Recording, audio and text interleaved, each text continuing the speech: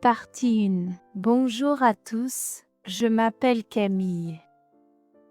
Aujourd'hui, je vais parler de ma journée en tant que professeur de l'enseignement primaire. C'était une journée bien remplie, mais très gratifiante. Vous pouvez écouter mon histoire et apprendre le français avec elle. Tout a commencé à 6h30 du matin.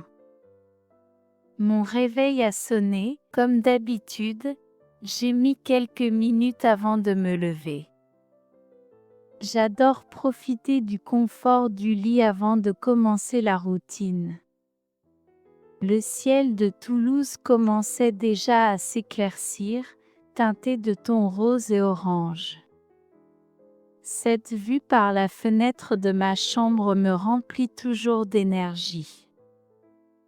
Je suis allée directement à la salle de bain.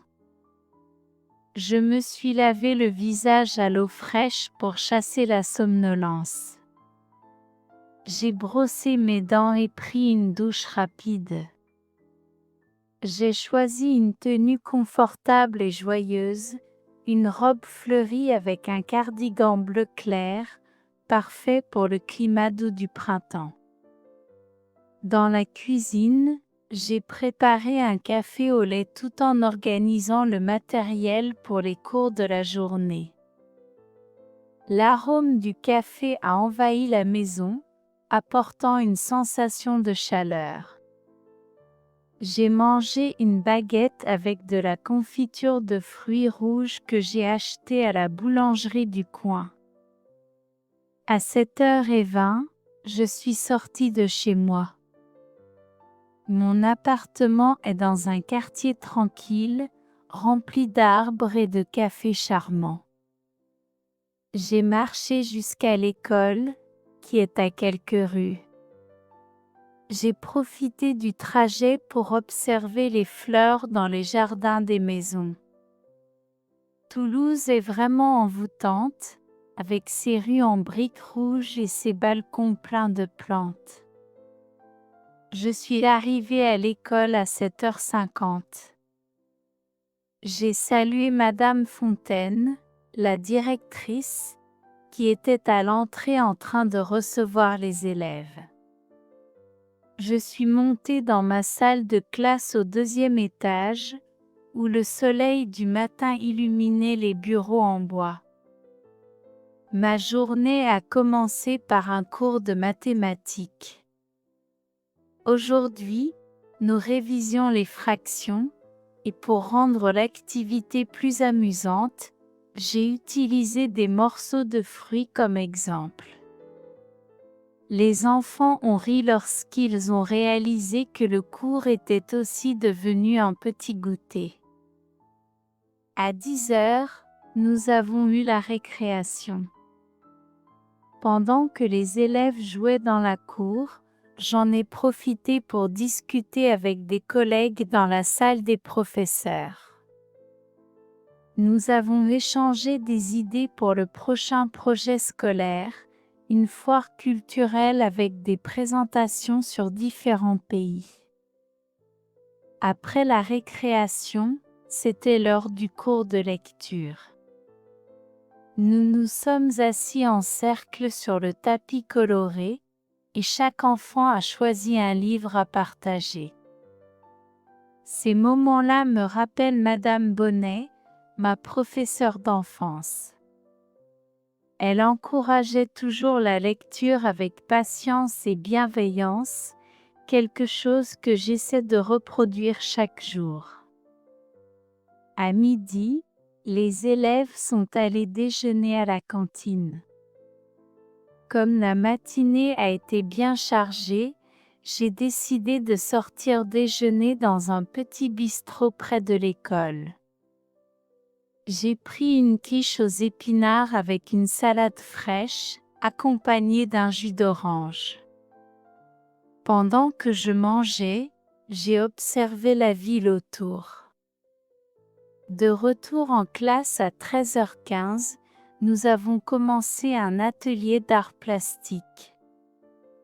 Aujourd'hui, Nous peignions des tableaux inspirés des saisons. Les élèves étaient enthousiastes, et le bruit des rires remplissait la pièce pendant qu'ils mélangeaient les couleurs et créaient des dessins vibrants. C'est dans ces moments simples que je réalise combien j'aime être professeur. À 15 heures, nous avons eu une petite cérémonie pour célébrer l'anniversaire d'un des élèves, Hugo. Tout le monde a chanté « Joyeux anniversaire » et il a distribué des petits gâteaux à la classe. La joie des élèves était contagieuse. À la fin de la journée, à 16h30, j'ai aidé les enfants à organiser leur sac à dos. Pendant qu'ils se disaient au revoir, j'ai ressenti un mélange de fatigue et de joie. J'ai accompagné les derniers élèves jusqu'à la porte et salué Madame Fontaine avant de retourner chez moi. En chemin, je suis passée par un marché local. J'ai acheté des fleurs pour décorer la salle et quelques légumes frais pour le dîner. J'adore l'atmosphère accueillante et vibrante de Toulouse. Une fois chez moi, j'ai pris un bain relaxant et préparé une ratatouille simple avec du pain frais. Pendant le dîner, j'ai repensé aux moments spéciaux de la journée et aux plans pour la foire culturelle. Après le dîner, j'ai appelé ma sœur, Charlotte, qui vit à Lyon. Elle a 2 ans de moins que moi. Elle est photographe. La meilleure que je connaisse. Nous avons parlé de la famille et partagé des histoires du quotidien. C'est toujours agréable d'entendre sa voix et de sentir son soutien, même à distance. Pendant notre conversation, Charlotte a mentionné combien elle ressentait le manque de nos parents. Elle a dit qu'elle aimerait passer plus de temps avec eux. J'ai immédiatement été d'accord. Moi aussi, il me manque nos longues conversations sur le balcon de leur maison. L'arôme de lavande nous enveloppait toujours. La tranquillité de la campagne est unique. Nous avons décidé que, à la fin du mois, nous leur rendrons visite. Nous avons prévu un week-end spécial. Nous aurons des repas en famille. Nous marcherons dans les champs. Nous partagerons de nombreuses histoires. Rien que d'y penser, une vague de joie m'a envahi. L'anticipation m'a excitée. Être avec eux nous régénère toujours. Cela nous rappelle ce qui est vraiment important. Avant de dormir, j'ai lu un chapitre d'un livre que j'ai pris à la bibliothèque. J'explore des auteurs français contemporains, et cela a été une expérience merveilleuse. Je me suis couchée avec la sensation du devoir accompli.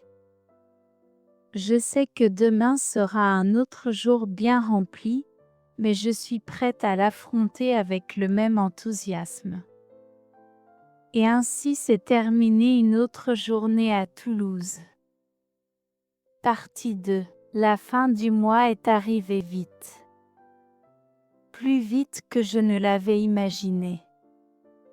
Après une semaine remplie de planification et de cours, j'ai commencé à faire ma valise.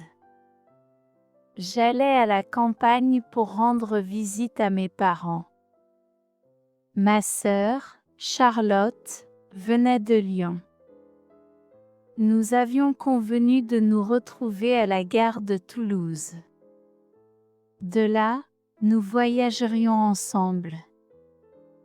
Le matin du départ, je me suis réveillée impatiente. Enthousiaste aussi. Je pliais une robe que ma mère m'avait offerte il y a des années. Pendant ce temps, je repensais à la dernière fois où j'étais allée chez eux. Cela faisait presque 1 an. Dans mon esprit, je sentais le parfum de la lavande du jardin. J'entendais le doux bruissement des feuilles au vent. Je voyais le sourire chaleureux de mon père. Des souvenirs comme cela m'appelaient à la sérénité qui m'attendait. Je suis arrivée à la gare. De loin, j'ai aperçu Charlotte. Son appareil photo pendait à son épaule. Un grand sac rempli d'équipements l'accompagnait. Dès que nous nous sommes prises dans les bras, nous avons éclaté de rire. Nous ressemblions à des enfants. C'était comme si le temps n'avait pas passé. Pendant le voyage, Charlotte m'a montré ses photos récentes. Des paysages urbains. Des portraits d'inconnus. Un reportage photo dans une école de Lyon. Chaque image racontait une histoire. Certaines me rappelaient mes élèves. Nous sommes arrivés au village en début d'après-midi. Le décor semblait intact. Une peinture qui ne perd jamais ses couleurs. Les collines verdoyantes. Le chant des oiseaux. L'odeur de la terre humide. Tout nous accueillait comme de vieux amis. À l'entrée de la maison, mes parents nous attendaient. Ils faisaient signe de la main. Des sourires illuminaient leurs visages. J'ai d'abord enlacé ma mère. Son étreinte était un pur réconfort. Mon père, juste derrière, a plaisanté sur le fait qu'il avait hâte de nos conversations sur la terrasse. Le soir, après le dîner, nous nous sommes installés sur la terrasse. De petites lanternes l'éclairaient. Charlotte et moi avons évoqué des souvenirs d'enfance. Nous avons ri jusqu'à en pleurer. Nous avons parlé de la cabane en bois que nous avions construite dans le jardin. Mon père a raconté des histoires de ses premières années en tant qu'agriculteur. Ma mère a révélé des détails sur sa jeunesse. Des choses que je n'avais jamais sues auparavant. Le dimanche soir, nous avons eu un dîner spécial. Dans le jardin. Ma mère avait préparé une ratatouille. Elle avait servi du pain frais et du vin de la région. Assis sous un ciel étoilé, nous avons partagé des histoires. Des rêves. Beaucoup de rires. Charlotte a pris des photos. Elle a promis de les transformer en albums. Elle voulait capturer l'essence de nos retrouvailles. Le lundi, de retour à Toulouse, je me sentais différente. Une autre personne. Le week-end passé avec ma famille m'avait renouvelée. Plus que je ne l'avais imaginé. Réfléchir aux souvenirs d'enfance. Ressentir l'amour inconditionnel de mes parents. Tout cela m'a donné une nouvelle perspective. Je voyais combien j'étais heureuse avec ma famille et dans mon travail. Ce matin-là, je suis entrée dans la salle de classe. J'ai vu les sourires des enfants. J'ai senti que j'étais à ma place. Exactement là où je devais être. Prête pour les défis. Prête pour tout ce qui viendrait. À présent, chaque fois que je pense à ce week-end, une chose me revient en tête. Nos racines nous soutiennent. Même lorsque nous en sommes éloignés.